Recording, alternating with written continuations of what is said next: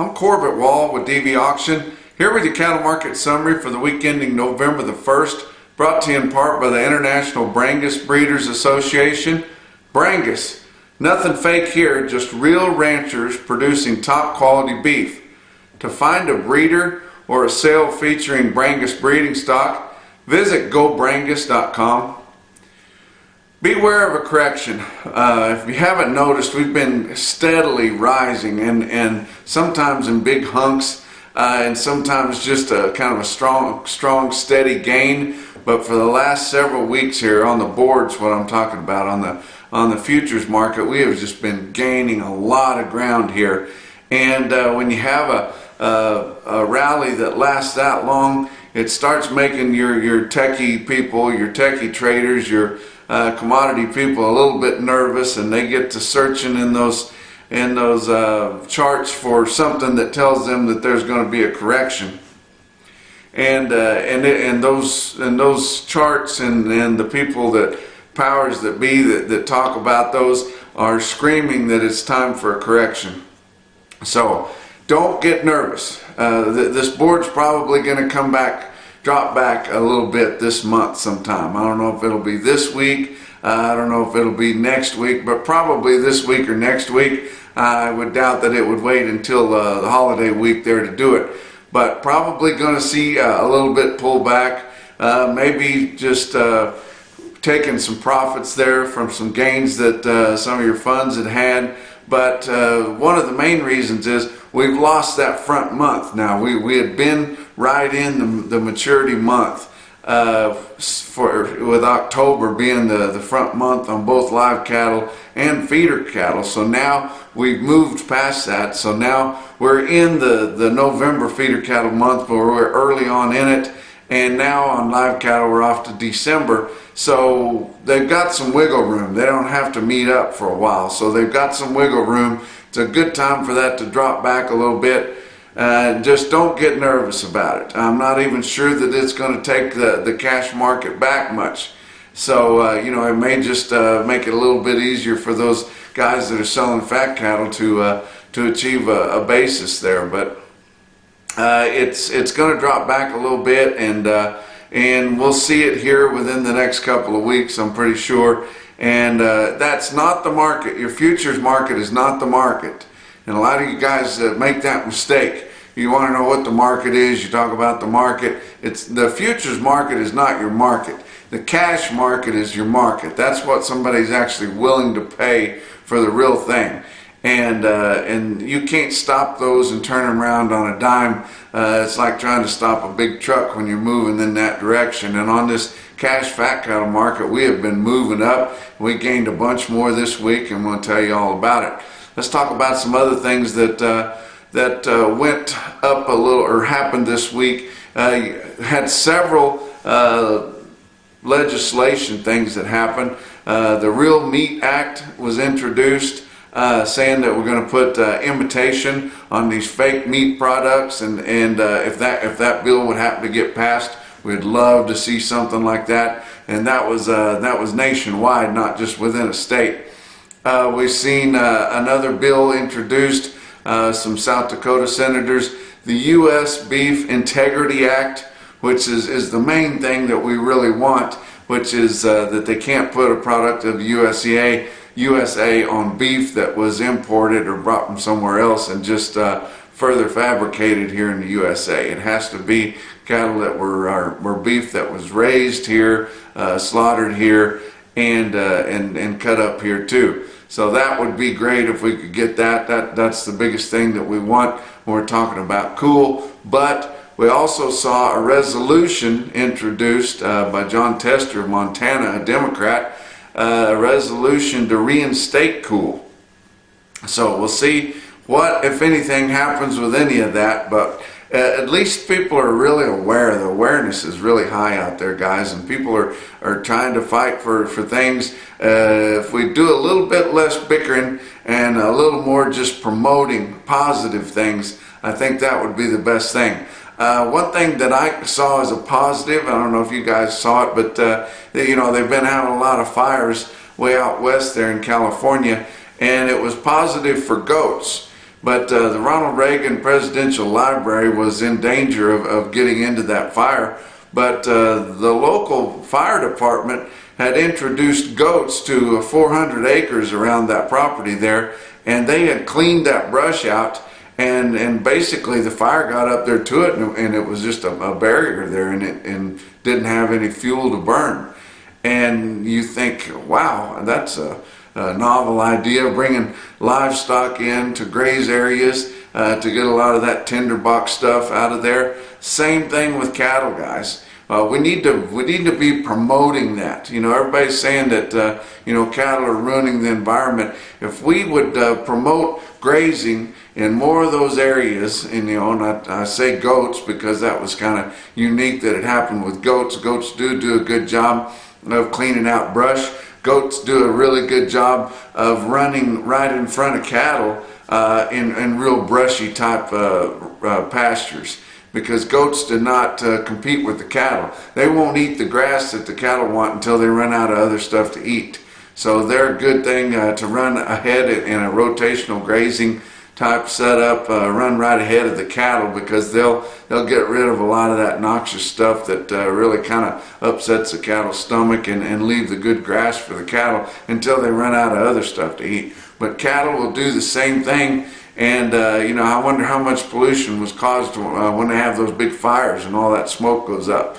But I don't understand why we don't do more promoting of all the positive things that we have with our livestock. But what else is going on? Let's talk about the board for last week. December live cattle futures.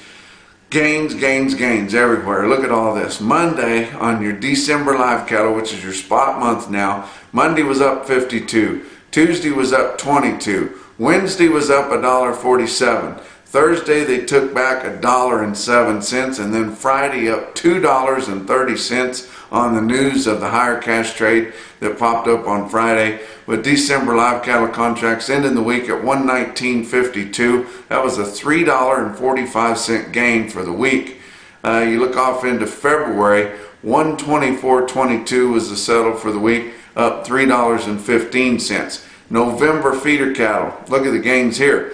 Monday up 35 cents, Tuesday off a quarter, Wednesday up $2.40, Thursday off 27 cents, and then Friday up another $1.52, with your November feeder cattle ending the week at 149.12, up $3.75. January ended the week at 146 even, up $4.40 for the week. Big gains, and you see why. You know, I was telling you earlier about it's making these commodity people nervous. They're ready for a correction or a little knee jerk, and I think it's going to be a springboard for much higher quotes going on later at the end of the year, and for sure going into next year and early next spring. Your fat cattle trade. Through Thursday, we hadn't seen a whole lot of trade, mostly just in the southern plains for the folks that took $1.12, and that was $2 higher. That was better, but a lot of people in the southern plains didn't. They held out for more. They didn't take the $1.12. They didn't end up getting it this week. This past week, they'll probably get it this week. But Consolidated Beef didn't sell cattle either. They wanted more money for the cattle. Guys have to put their heels in the ground and ask for more money. And so a lot of the cattle went unsold in the southern plains. That's fine. The packers need them just as bad, or probably worse, than the feedlots need to get rid of them. And we're current enough. We can you know, play hardball when it comes to trading. But through Thursday in your 5-area feeding region, they only sold 23,200 head of negotiated fat cattle. Your prices were mostly from 110 to 114, but it was largely just $1.12, and it was mostly all in the southern plains. We didn't see a lot of live sales through Thursday in the northern plains. The northern plains did sell a few dress sales, 177 to 178. But on Friday, which wasn't included in what I just told you about, on Friday, 180 was prevalent all over the northern plains. So they gained good ground there at 180, and that's kind of a benchmark that we like to get to. Out west, western Nebraska, Colorado, that little tip of Wyoming there where they have some feedlots, they were passing 115 on Friday, or on early Friday, and then late on Friday we saw some 116 trade. Now the Packers may hide it again this week by putting a variable on it when they enter it into the mandatory price reporting data. We was talking about mandatory this and mandatory that. And one thing I didn't mention, on the last report was that mandatory price reporting it's one of those things that hasn't been great. Yeah, we get some information, we know it's true and it's confirmed and everything, but the voluntary market reporting on fat cattle sales has really gone downhill since we got mandatory.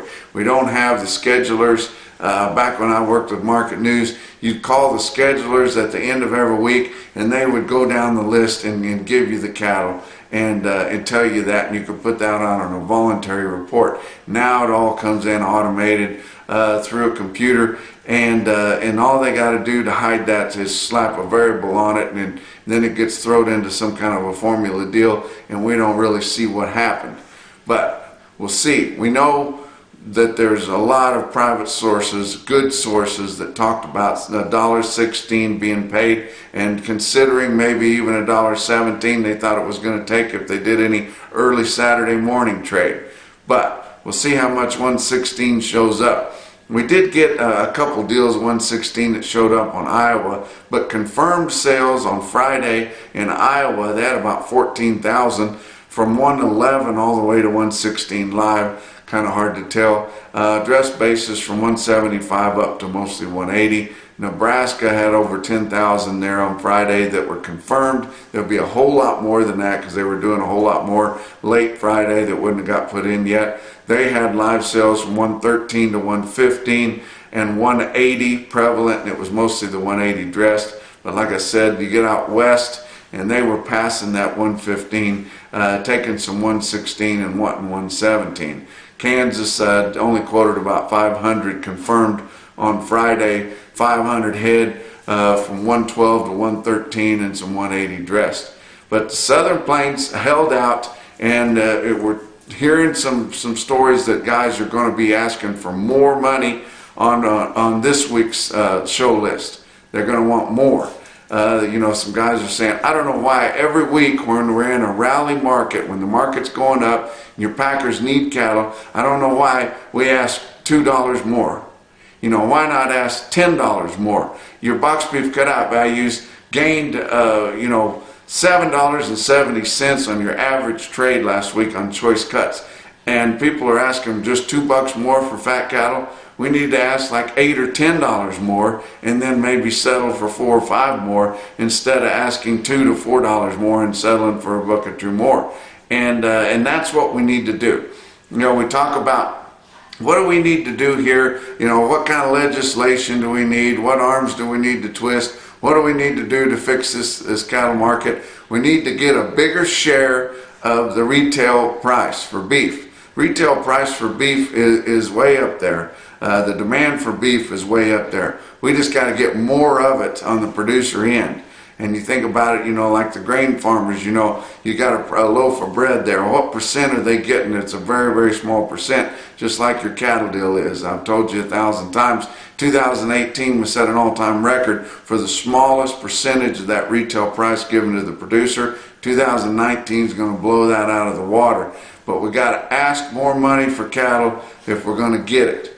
So let's talk about what else is going on. Your Joplin Regional Stockyards on Monday here for the high volume Monday sale, 6,500 head expected. They're going to start that sale bright and early at 6 o'clock in the morning. They'll be on big strings of cattle by 7:30 for sure. We know that they're going to sell their commingled. They got the commingled deal going. It gets big in the fall where smaller producers can bring their cattle in and they weigh them individually and put them together and make big bunches, if not loads or bigger, out of them. And that's a good tool that they use there in Joplin. But 6,500 head starting at 6 a.m. Your calf demand on your smaller deals, on your odds and ends probably, and some of your smaller packages are going to miss some demand from your small backgrounders, because a lot of those have jobs and they want to do their chores, or they go pick up calves, or they work them, or they do whatever after work.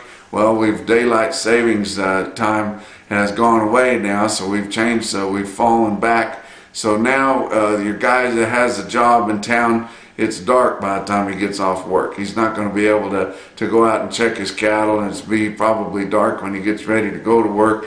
And I know a lot of you guys still do it, but it's hard to straighten up new purchases, new arrivals when you're doing that, because you just don't have any daylight hours to work with. But another big sale that they're going to have on Monday, Callaway Livestock Center, Kingdom City, Missouri. They've got over 2,000 head expected here on Monday. Don't forget, you can view and bid right on dvauction.com. Callaway, they start at 12:30. And Callaway is also having one of their special cow sales this Thursday night. And they've got about 1,000 head expected for that sale. Be a lot of really good top quality kind of cows, bred cows, pairs. Got some good bred heifers on this Thursday night special. So be sure, and you can view that sale right there from the comfort of your own home at dvauction.com and bid right there if you get registered. So don't forget to do that. Your slaughter got real big. You know, we were kind of disappointed in our slaughter last week. Well, they had a 74,000 head Saturday, which is huge. 655,000 for the week last week, 15,000 more than the previous week, and 2,000 more than the same week a year ago when we had all of our plants up and running. We still don't have that Holcomb plant back online. But box beef cutout values, I mentioned earlier, sharply higher. Choice cuts, your average trade for last week, $230.78, up $7.70. Your selects, $205 even. Your selects, they were down there in the 180s just the other day. Now they're at $205, up $6.92 compared to the weighted average from the previous week. Choice select spread on the average trade, $25.78. Lighter but decent movement of just under 500 loads of cuts, grinds, and trimmings. You guys want to order some cattle. You got less than 2 weeks before we turn out on the wheat, on the leased wheat. You know, if you own your own wheat, you can do what you want, but a lot of your wheat pasture is leased, and for the most part, they won't let you turn out till November 15th. But that gives you less than 2 weeks to get a straighten up on some ordered calves. I talked to Ellison Carter there at Santo, Texas. He's got a buyer sitting in all those Central and North Texas sales there, and ships out a lot of cattle, and we don't get very many market quotes out of those little sales in Texas and the whole Southeast for that matter. So I like to give you an idea of what some of those cattle would cost. Ellison, I talked to him over the weekend. He did say that he thinks the health is a lot improved because we've had a hard frost all in that country there. So anytime you get a hard frost, you get less airborne illness floating around, and he thinks that these guys are going to get along a lot better on the calves that they order. But he gave me a rundown, and he had a big week. I tell you what, told me they had a great October, and he had a big week this week. And look at everything he shipped out there at the end of the week. These would be steers and bulls delivered to the wheat pasture area, delivered to the Panhandle area, or up in Oklahoma. Your number one Okie types might be a tick of ear on a few, just kind of what you like, but pretty good kind of cattle. Had a load of steers and bulls, weighed 294, delivered at 158.